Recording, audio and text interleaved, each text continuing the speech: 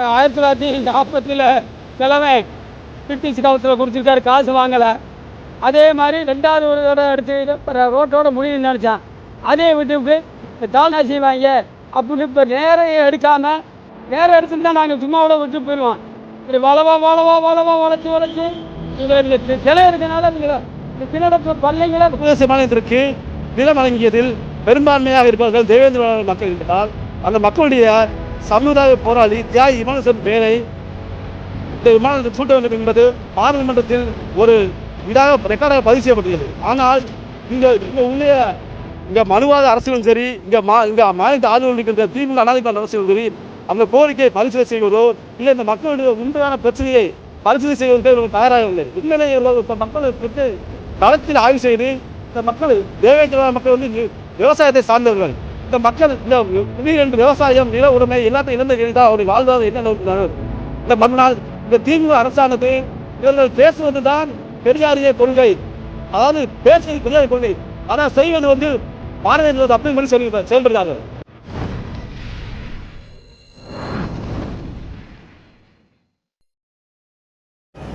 என்னுடைய பேர் குர்கே பழனிசிங், மாநில தலைவர் பகுஜன் திராவிட கட்சி. இன்றைய தினம் பிப்ரவரி மாதம் 9ஆம் தேதி திங்கட்கிழமை சின்னடப்பு கிராம மக்கள் தங்களுடைய வாழ்வாதாரத்துக்கான ஒரு போராட்டத்தில் களத்தில் நிற்கிறாங்க. இந்த போராட்டம் ஏன்னா இந்த மதுரையுடைய சர்வதேச விமான நிலைய விரிவாக்க தொடர்பாக இந்த மக்களுக்கான குடியிருப்புகள் விவசாய நிலங்கள் அனைத்தையும் அது இலக்கை சூழல் நேரிடுது. ஆனால் என்னென்னா இந்த அரசாங்கம் விரிவாக்கம் செய்யும் பொழுது இவங்களுக்கு அப்போ உள்ள அந்த நில மதிப்பீடு தொகையை தடவணும். ஆனால் இங்கே உள்ள மக்கள் குறிப்பாக தேவேந்திர விளையாட மக்கள் என்பதால் இவங்களுக்கு இவங்களுக்கு இவ்வளவு தொகையை கொடுக்குறா அப்படிங்கிற ஒரு அதாவது அந்த நில மதிப்பீடு தொகையை தராமல் இவங்களுக்கு அதை ஒரு இதாகவே பண்ணுறாங்க. அதாவது சேம் தான் நடந்தது. நொய்டா டெல்லி விரிவாக்கம், அதாவது நொய்டாவை விரிவாக்கம் செய்யும் பொழுது அதே காலகட்டம் தான் இதையும் எடுத்தாங்க, இந்த விமான விரிவாக்கம் பண்ணாங்க. அப்போ உள்ள நொய்டாவுக்கு இந்த நொய்டா என்ற பெரிய நகரம் உருவாக்கும் பொழுது அவங்கள விவசாயிகளுக்கு என்ன நிலைப்படி கொடுத்தாங்களோ அதே தான் இங்கேயும் அந்த நில மதிப்பீடு தொகை தான் தர மாதிரி இங்கே ஒரு சூழல் இருந்தது. ஆனால் இங்கே உள்ள இந்த திராவிட அரசுகள், அந்த திராவிட அரசாங்கத்தில் உள்ள அதிகாரிகள் அந்த சரியான நில மதிப்பீடு தொகையோ இல்லை அதாவது மறு வாழ்வாரத்துக்கான அது என்ன அது எதுவுமே இவங்க சரியான இதை பண்ண மாட்டாங்க. இதை பகுஜன் சமாஜ் கட்சியின் பாராளுமன்ற உறுப்பினர் பிரமோத் குரில் அவர்கள் அப்போதைய பகுஜன் சமாஜ் கட்சியின் மாநில பொதுச்செயலாளர் மாண்புமிகு ஜீவன்குமார் அவர்களுடைய ஒரு பெரும் முயற்சியால் சின்னடப்பு கிராம மக்களுடைய நேரடியாக கள ஆய்வு செய்து ஒவ்வொரு குடும்பத்தினரும் எவ்வளவு நிலங்களை இந்த விரிவாக்கத்திற்கு கொடுத்திருக்கின்றார்கள் என்ற ஆவணங்களை தயார் செய்து ஒரு புள்ளிவர பட்டியலை பிரம்மோத் குரில் கொடுத்து பிரம்மோத் குரில் அப்படியே பாராளுமன்றத்தில் இந்த பேசியிருக்கின்றார். அப்போதைய சூழலில் பிரம்மோத் குரில் வைத்த ரெண்டு கோரிக்கை என்னவென்றால், மதுரை சர்வதேச மாநிலத்திற்கு விரிவாக்கம் செய்வதற்கு நிலம் வழங்கிய அனைத்து பட்டியலின மக்களுக்கும் இதர பிற்படுத்தப்பட்ட மக்களுக்கும் சரியான மதிப்பீடு தொகையை வழங்க வேண்டும் என்பதுதான், அவர்களுக்கு சரியான ஒரு வாழ்வாதாரத்துக்கான நலத்திட்டங்களை செயல்படுத்த வேண்டும் என்பதுதான். அதுக்கப்புறம் 2வது கோரிக்கை என்பது, இந்த சர்வதேச மாநிலத்திற்கு நிலம் வழங்கியதில் பெரும்பான்மையாக இருப்பவர்கள் தேவேந்திர மக்கள் என்பதால் அந்த மக்களுடைய சமுதாய போராளி தியாகி இமானுவேல் பெயரை இந்த விமானத்துக்கு சூட்ட வேண்டும் என்பது பாராளுமன்றத்தில் ஒரு ரெக்கார்டாக பதிவு செய்யப்பட்டுள்ளது. ஆனால் இங்கே மனுவாத அரசியலும் சரி, இங்கே மாநிலத்தை ஆளுநர் இருக்கின்ற திமுக அனாதிகார அரசியலும் சரி, அந்த கோரிக்கையை பரிசீலனை செய்வதோ இல்லை இந்த மக்களுடைய உண்மையான பிரச்சனையை பரிசீலனை செய்வதற்கோ இவர்கள் தயாராகவில்லை. உண்மையிலே இவர்கள் இந்த மக்களுடைய பிரச்சனை களத்தில் ஆய்வு செய்து இந்த மக்கள் தேவேந்திர மக்கள் விவசாயத்தை சார்ந்தவர்கள். இந்த மக்கள் திடீரென்று விவசாயம் நில உடைமை எல்லாத்தையும் இழந்து கேட்டால் அவருடைய வாழ்வாதாரம் என்ன நோக்கி நகரும். இந்த மக்களுடைய உண்மையான நிலத்தை களவு செய்து இவர்களுக்கு 10 சென்ட் நிலமும் விவசாயம் செய்வதற்கான நிலங்களும் வீடுகளும் அரசாங்கம் செய்து கொடுத்து மட்டுமே இவர்களுக்கு அடுத்த கட்டத்தை நோக்கி நகர வேண்டும்.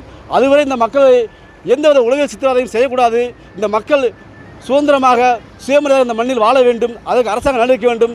உண்மை சொல்ல போனால் இந்த திமுக அரசானது இவர்கள் பேசுவது தான் பெரியாரிய கொள்கை, அதாவது பேசுவது பெரியாரிய கொள்கை, ஆனால் செய்வது பாரதிய ஜனதா தத்துவப்படி செயல்படுகிறார்கள். பெரியாரிய கொள்கை சுயமரியாதை சமூகத்தை பேசுகிறார்கள். ஆனால் செயலில் பாஜக மனுவாத தத்துவம் என்ன செய்கிறது?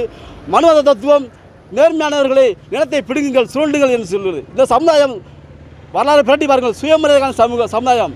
இந்த சமுதாயம் எங்கேயுமே வந்து இவருடைய போராட்டமே வந்து சுயமரியாதைக்கான போராட்டம். அந்த போராட்டத்தை வரலாறு இங்கே பார்க்கலாம். இந்த சுயமரியாதை சமூகத்தை நீங்கள் மீண்டும் சுயமரியாதை நடத்த வேண்டும் என்பது எங்கள் கோரிக்கை. இந்த சமுதாயத்துக்கு தேவையான ஒரு வாழ்வதற்கான ஒரு நடவடிக்கை அரசாங்கம் செய்ய வேண்டும். இதை திமுகவோ இல்லை அண்ணா திமுகவோ செய்ய தவறினால் பகுஜன் ஜனதா கட்சி தேசிய அளவில் ஒரு மிகப்பெரிய ஒரு சட்ட ரீதியான போராட்டத்தையும் ஒரு வலுவான அரசியல் போராட்டத்தை எடுக்கும் என்பதை நாங்கள் இந்த நேரத்தில் தெரிவித்துக் கொள்கின்றோம். 1940 கிழமை பிரிட்டிஷ் காலத்தில் கொடுத்துருக்காரு, காசு வாங்கலை. அதே மாதிரி ரெண்டாவது ஒரு தடவை எடுத்து ரோட்டோட முடியுதுன்னு நினச்சான். அதே விட்டு சாதி என்ன செய்வாங்க அப்படின்ட்டு இப்போ நேரம் எடுக்காமல், நேரம் எடுத்துட்டு தான் நாங்கள் சும்மாவோட விட்டு போயிடுவோம். இப்படி வளைச்சி இவங்களை இந்த சிலை இருக்கிறதுனால இவங்களை இந்த சின்ன பள்ளைங்களை தொலைச்சி விரட்டணும்னு தான் முடிவு பண்ணுற ஆட்சியில். நம்ம நன்றிங்க. அந்த ஆண்டு 2024 நாங்கள் 4 மாதம் கூட்டம் போட்டோம். அது என்ன கூட்டம்டா, எங்கள் ஊரில் பாதியை எடுத்து விட்டாங்க. ஏர்போர்ட்டில் எடுத்ததுனால கூட்டம். அந்த கூட்டம் எதுக்கு போட்டோம்டா, 2009 வந்த ரிஜிஸ்டரை நாங்கள் வந்து அதை எந்த இதுவுமே கண்டுக்கிறாமல் நாங்கள் விட்டுட்டோம். நாங்கள் போகவே இல்லை. 2013 ஒரு ரிஜிஸ்டர் வந்துச்சு, அதுக்கும் நாங்கள் போகலை. 2023 வந்துச்சு, அப்போ நாங்கள் போயிட்டோம். அப்போ போகையில் அவங்க என்ன சொன்னாங்கன்ற அரசாங்கத்தில் அந்த பணியாளர் வந்து உங்களுடைய பணத்தை வாங்கலைன்னா நாங்கள் கோர்ட்டில் போட்டுருவோம் அப்படின்னு சொன்னதுக்காகத்தான் நாங்கள் பணத்தவே வாங்கிட்டோம். வாங்கின பின்னால் இடம் தரமுன்னு சொன்னாங்க. அந்த இதுக்கு தான் நாங்கள் வாங்கினோம். இப்போ வந்து ஒரு 1.5 சென்ட் இல்லாட்டி 2 சென்ட்டுக்குள்ள வந்து எந்த ஒரு பாதுகாப்பு இல்லாத இடத்துல கொடுத்துருக்காங்க. எங்களுக்கு அது வேண்டாம், நாங்கள் அங்கே போக மாட்டோம். பாதி இடம் எங்களோட வாழ்வாதாரமே இந்த பகுதியில் இருக்குது. ஒரு 1.5 சென்ட் 2 சென்ட்டுக்காக பெருங்குடிக்கு ஆப்போசிட் அந்த பக்கத்தில் எந்த ஒரு பாதுகாப்பு நிலை இல்லாத இடத்துல கொடுத்தா நாங்கள் போகவும் இல்லை, நாங்கள் அந்த இடத்தையும் போய் பார்க்கவும் இல்லை. இதுவே நடந்தது. 2வது 260 குடும்பம் இருக்குது. எங்கள் ஊரவே அரசு 2 இதாக பிரித்து விட்டாங்க. அந்த 2 இதாக பிரித்தனால இந்த சவறு மோதுனா இங்கிட்டு இருக்கவங்க தெற்கு பக்கம் இருக்கிறவங்க ஒரு மேடு வெள்ளம் ஒரு இறப்பு வந்துருச்சுன்னு எந்த பக்கம் நாங்கள் தூக்கிட்டு போவோம்.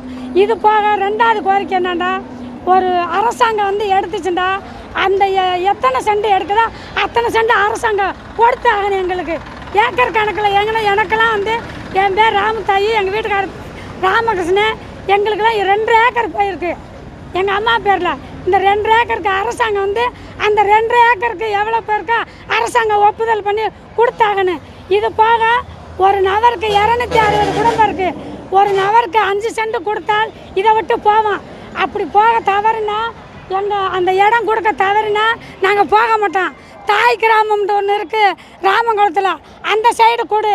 அதை தவறுனா மாநகராட்சி இடத்துக்கு பார்த்து அந்த இடம் எங்களுக்கு வழங்க வேண்டும். இதுதான் எங்களோட கோரிக்கை. அரசை நாங்கள் வந்து எதிர்க்கலை, எங்களோட உரிமையத்தை நாங்கள் பேசியிருக்கோம். அதை தான் நாங்கள் சொல்லிக்கிட்டே இருக்கோம். அதுக்கு தான் கூட்டமும் நாங்கள் போட்டிருக்கோம். 2வது இப்போ கோர்ட்டில் வந்து இன்றைக்கி வாய்தான்றாங்க. அதுக்காகத்தான் நாங்கள் இன்னொரு வெயிட் பண்ணிக்கிட்டு உட்காந்துருக்கோம்.